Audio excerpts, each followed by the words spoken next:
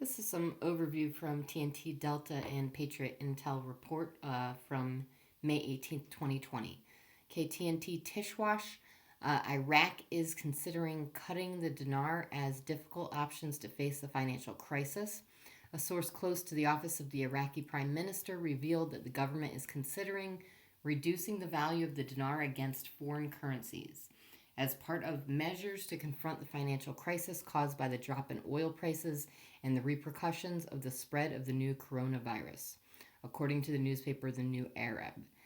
Source said, according to the newspaper, the options available to Prime Minister Mustafa al Kazimi are mostly difficult, but there are serious dialogues with advisors and economic experts, and during the past days, several options were reviewed to address the financial crisis, including external borrowing or the devaluation of the dinar.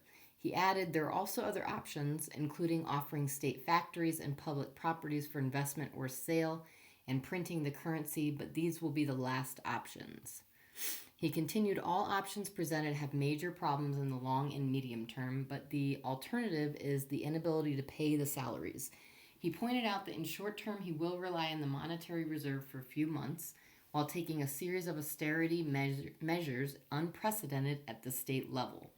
The currency crisis is the biggest challenge for the new prime minister's government, as Iraq is one of the mono economy countries because it relies on about 94% of oil sales revenue to provide salaries of employees and retirees of about 4 trillion dinars per month, about $3 billion.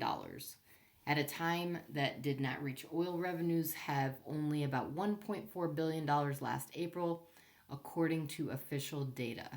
Okay, the Maze said the first red flag of bullshit is from a source. Hello.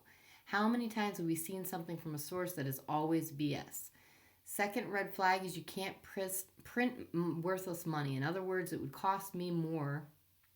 It would cost more to print it to devalue it, which brings me to the third red flag of BS. If they lower the value of their currency, it would absolutely do nothing to fix the problem.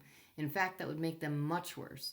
If anything, this is a smokescreen that, if true, would actually end Iraq, period. When I said end, I mean end. There would be no more Iraq, and we all know that's not going to happen. Okay, Burbank Lou said, I see this as good news. The RV hurts Iran, and separately, many politicians and parties who are stealing money. Neither wants to give up power, so they don't want change. The economic problems plus demonstrators, when they come back, create pressure to change. Frankly, the better things get in Iraq, the less pressure to RV. The worse things get, the more pressure to RV. Okay, from Shy Baby, I most certainly agree. The worse things get, the more pressure. Spec 1 said that is not what they have already agreed to do with the IMF, China, USA, World Bank, etc. Their loans were based on them revaluing their currency.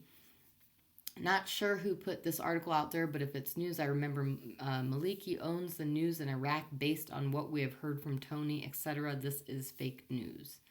Okay, for Harambe, Reuters, oil prices hit 1 month highs on output cuts, demand signs. Okay, and this is courtesy of Dinar Guru, and it's from Pimpy. Pimpy says, a lot of you finally calmed down over those articles about Iraq wanting to devalue their currency. I told you don't worry about what the articles say. These are economists making suggestions. We'll see what they do. What they do is different than what they say. Just don't pay attention to what they say. Pay attention a little bit, but pay attention more to what they do. With the price of oil going up, it makes it less likely that they'll need to devalue the dollars. So stability, oil prices going up, the competition of the ministerial cabinet, it's looking really, really good. Okay, Delta says this is huge. The United Nations giving dinars is an indication that they are Article 8. Keep in mind, if you don't see them in Article 8, it doesn't mean they are not. Iraq was probably Article 8 2 or 3 months ago, but you're not going to see it until they basically announce it. We know they can't do it until the new rate or lifting the 3 zeros from the exchange rate has to be there. I think this is very, very significant to give 2 billion dinars, but the 2 billion dinars could really be worth something if they come up at $1 to $2. Now you got 2 billion dinars, $2 billion worth, then this is very huge. Okay, lastly, from Patriot Intel Report from May 18th, the big economic event happening is ongoing, the Black Swan event that we are experiencing around the world. Here in the US, we are watching for the fourth and probably final stimulus bill to pass dealing with this pandemic that was unleashed upon this nation. That bill was passed Friday by the House, but it was dead on arrival in the Senate. We knew that. They will finally agree on something possibly this week.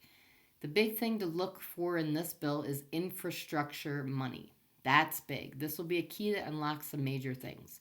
So look forward to the passing of the final stimulus bill. It will more than likely also include money for individuals and families here in the US as a form of relief from what is happening to our nation.